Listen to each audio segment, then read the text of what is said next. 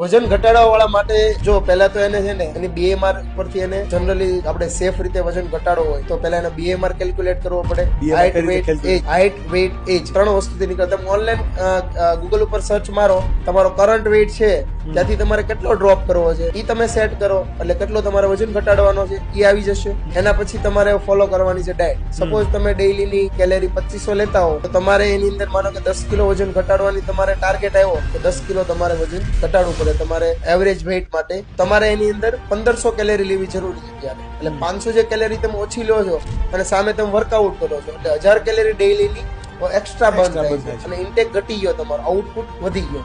તો એ દરમિયાન તમારે છે ને 1 મહિનાથી 1.5 મહિનાનો સમય લાગશે રિઝલ્ટ દેખાય. ઇન્સ્ટન્ટ તમારું વજન ઘટવા મળશે, તમારા બોડીની અંદરથી ફેટ જવા મળશે. પછી લોકો બીજી ભૂલ અહીંયા કરે છે જે નથી કરવાની આપણે, કે ભૂખ્યા રહે છે. ભૂખ્યું તો બિલકુલ નથી રહેવાનું. તો ફાસ્ટિંગ પ્રોસેસ એ વેઇટ લોસ માટે કામ કરે કે ન કરે? નહીં, એ વેઇટ લોસ માટે કામ નથી કરતું.